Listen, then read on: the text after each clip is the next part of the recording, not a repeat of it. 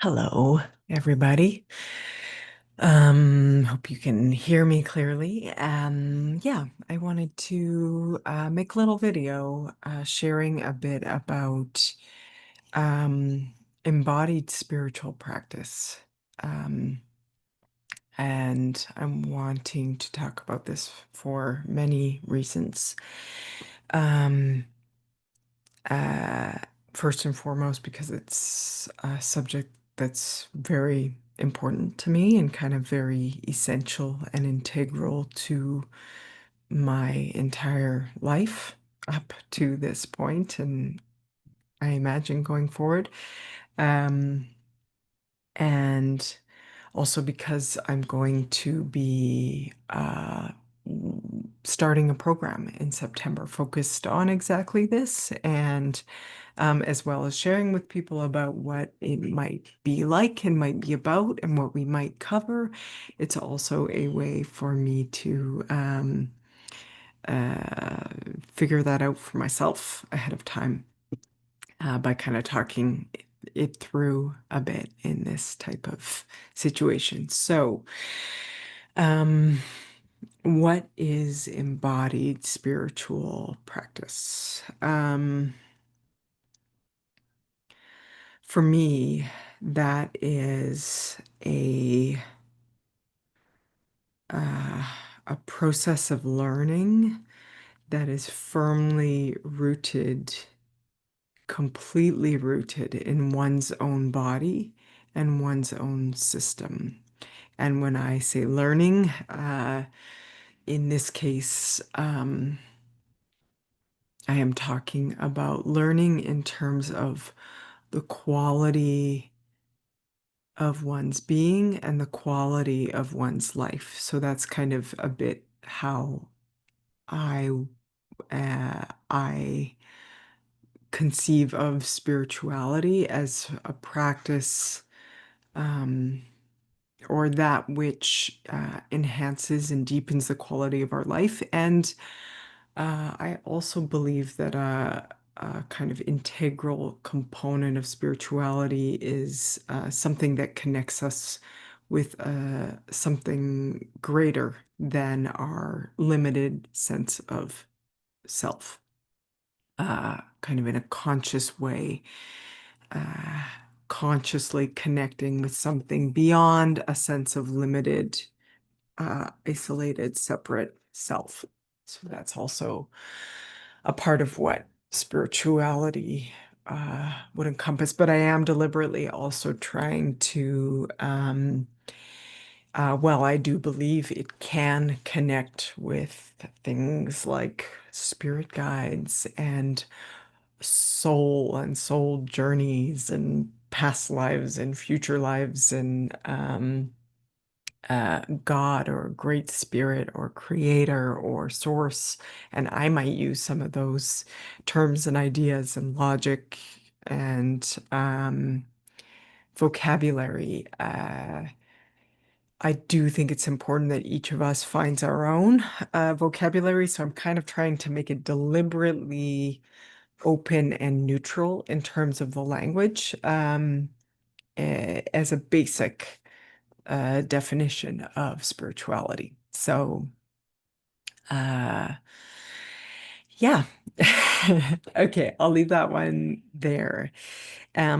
So if that's what spirituality, pardon me, or spiritual practice is, then what does it mean to have that be embodied? Again, what I was saying at the beginning is that that process of unfolding into what feels right is grounded here, and that our sensing process is absolutely included, um, maybe even more than included, but is actually like the grounding, directing uh, force on our pathway forward.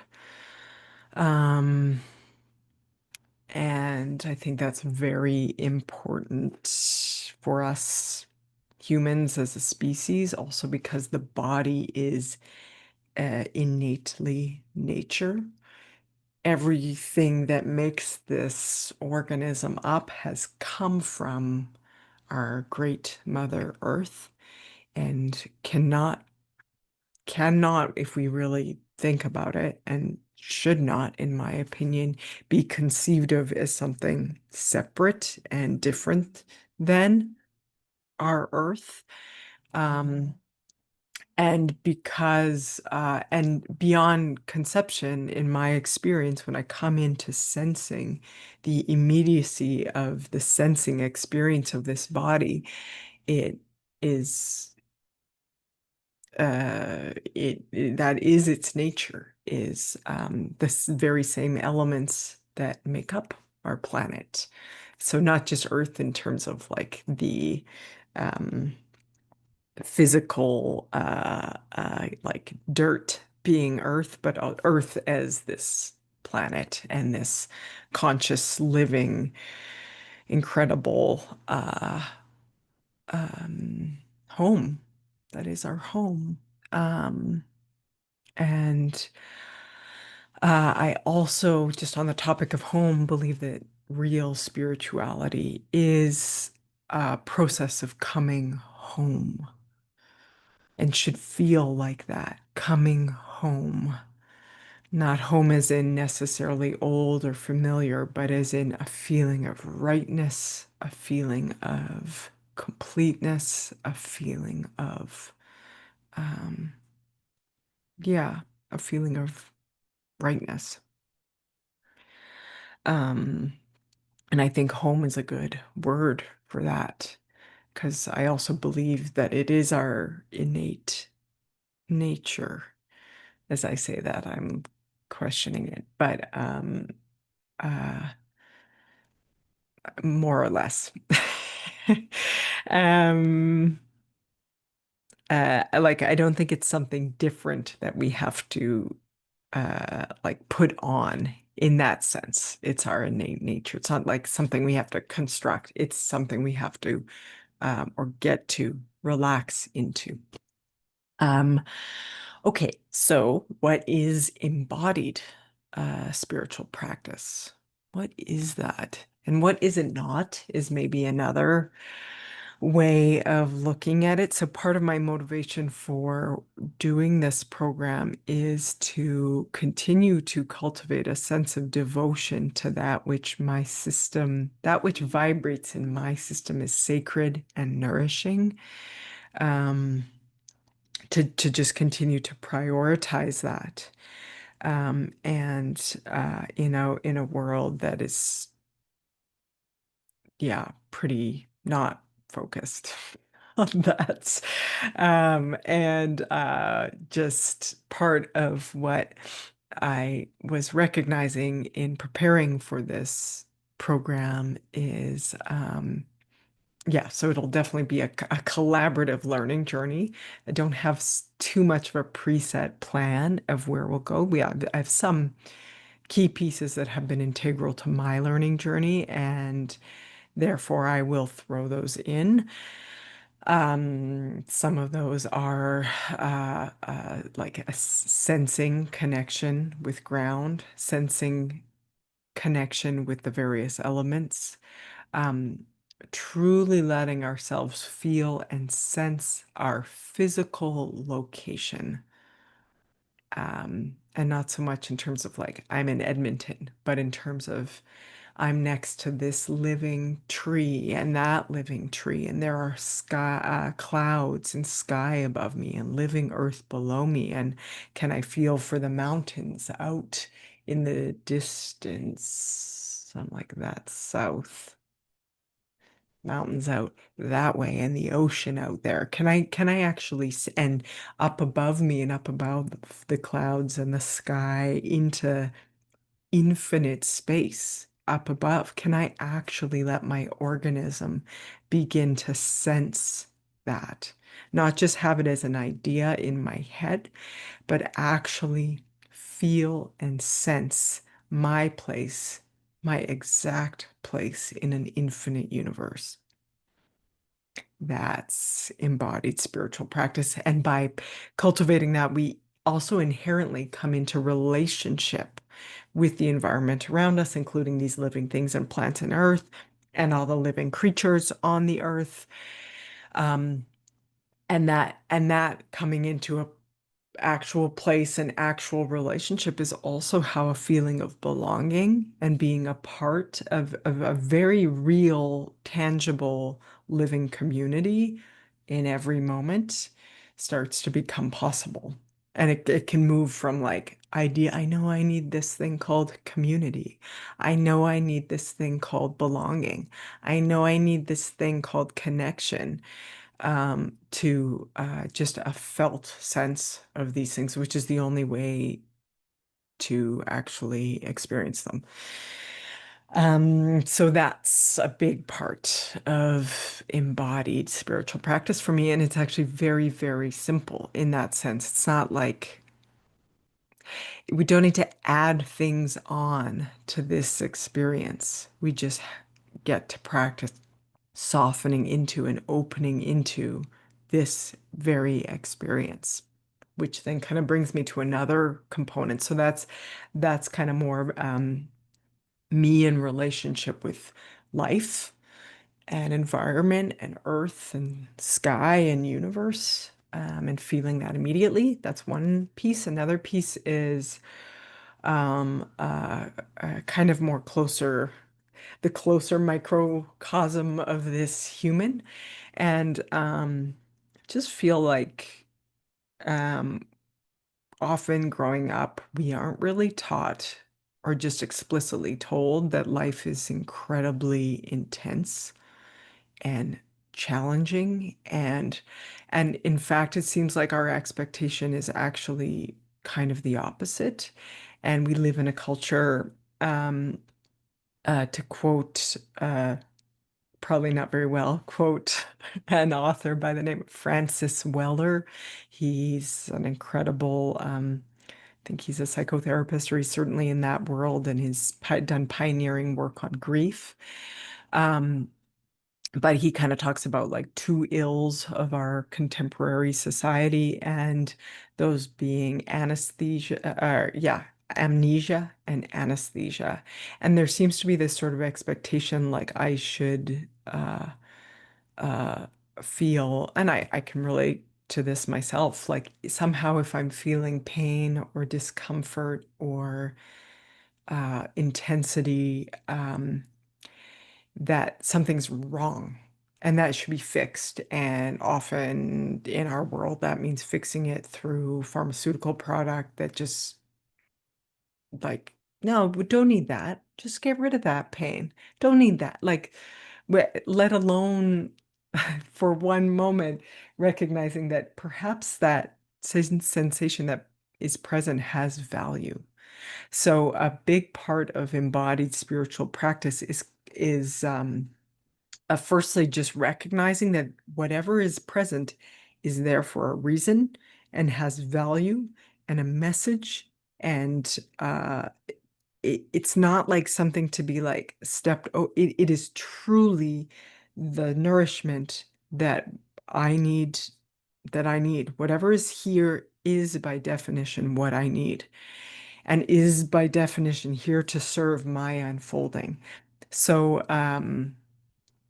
how do I that like embrace that uh mindset? Don't love that word because yeah, how do I, but that's kind of step one, at least for me, it has been step one is kind of understanding, um, starting to consciously reframe the way I meet pain and discomfort. And not even just that, it could be intense joy.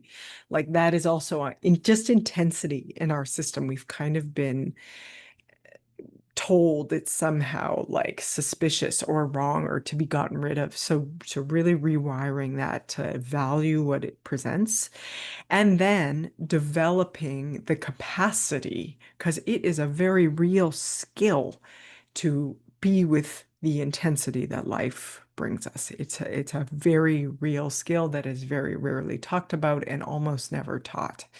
How do I authentically be with the gigantic sorrow of being alive. There is no way around meeting gigantic sorrow as a human being. And we shouldn't want to get around it. There's immense beauty and value in that sorrow. It adds invaluable richness, uh, and depth and quality of color to our lives. But it's a real skill to be able to be with, and this is just one example of a hard feeling. Pain, like physical pain, is another one, very challenging. Anger, frustration, confusion, fatigue, uh, uh, just like dullness. All of these are pretty shame, boredom. All of these are very unpleasant qualities for us as humans. And as such, we really have a tendency to want to avoid them, and that we have lost out on huge amounts of potential wisdom and better choices by avoiding, by anesthetizing against these. So in my opinion and experience, a big aspect of embodied spiritual practice is building my capacity to be with hard feeling. And yeah, that can involve that kind of conceptual reframe, and then it involves very real practices and moments of challenge and unpleasantness to just be with the intensity. Um, but also, like, there are, in our culture, we don't have any of the foundational.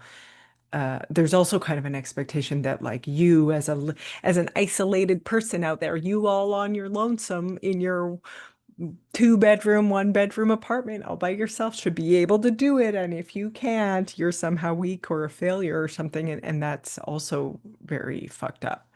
Um, I Hopefully this doesn't, I think swearing on YouTube is not appreciated. Um, uh, so, um, sorry, lost my train of thought. Right. And so we also need to recognize that it's actually it is immensely challenging to have enough capacity to digest the challenges of life when we are isolated, disconnected from a sense of meaning, disconnected from the natural world. Yeah, I'm not sure it's possible without those as our resources, without strong connections to other humans, strong connection to our great Mother Earth and out to infinite space. There are feelings that are too big for a single isolated human to digest, but as a part of the ad infinite network are digestible. Um, and so that's also very important, is to recognize that we actually aren't meant to digest these as isolated things. And that doesn't work. We have to share and understand that the entire process of life is digesting this hardship. So that's one piece. Like, we have to be a part of a network to have enough capacity to digest the intensities of life. I think that's just a fact. Um, and the more connected we are to that within that network, the more capacity we have to digest. And then that is actually a great service we can do to those around us, to be able to be in a room and digest one's own discomfort instead of going to distraction or um, avoidance or like entertainment or ignoring or numbing or all of these things. That's a very big gift that certainly I aspire to continue to grow my capacity to do that for myself and for others Like that's meaningful. That is very rewarding to be able to do. Um, okay, so digesting intensity, what we need, that it takes connection. And then there's also, and this is where my meditative practice and meditative lineage have been a great asset to me is also there are ways of learning to relate to that which arises kind of internally that create less kind of friction and struggle and cycles and right. So can we cultivate a bit of a space of allowing and of space around whatever that intensity is, which is fundamentally the same thing as that broader network, but just another lens in on the practice of it. Um, yeah, so those are some things. That's probably good enough for now. So, it feels like a bit of a like a sort of a serious talk. So, and it's mostly just it's for a few reasons, but partially because I do think that the ways in which our culture is deeply unhealthy are not really acknowledged explicitly enough. And we do ourselves a disservice by not acknowledging them explicitly enough. I feel like if I like you know, my message for young people today is basically, yeah, this world is fucked up. Don't go thinking it's healthy and trying to fit into it. I mean, you can still, we got to work with it.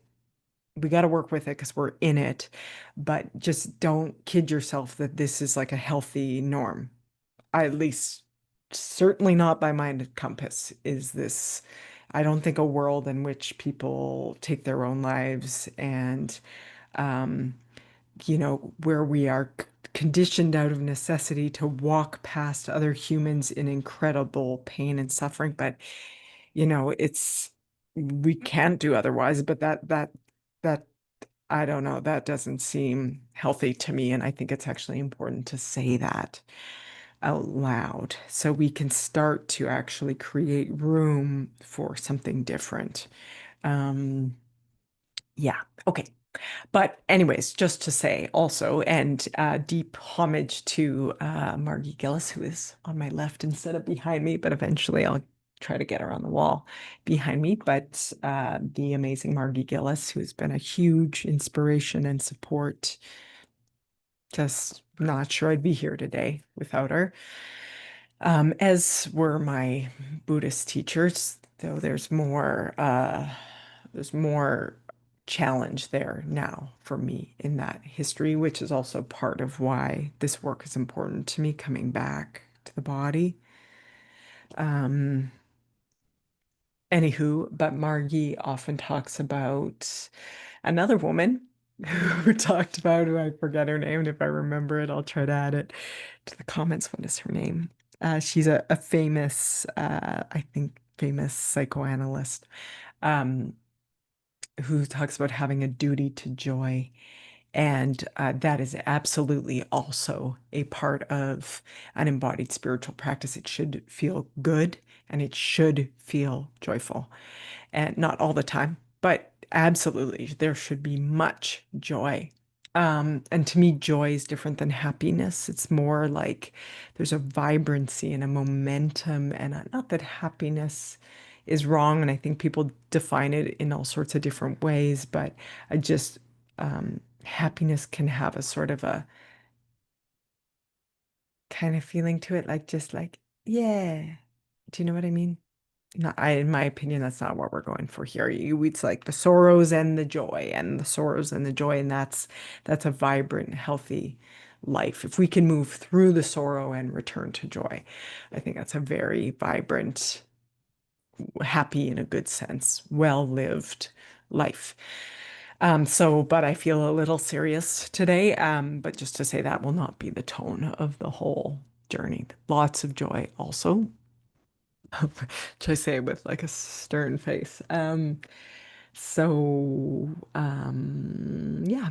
Okay. I'll pause here. Thanks for watching and listening. If you have comments, questions, inquiries, all very, very welcomed. You can post them in the comments below or go to embodiedinmotion.com and connect with me there. There's like a contact us form. And yeah, all right. Bye for now.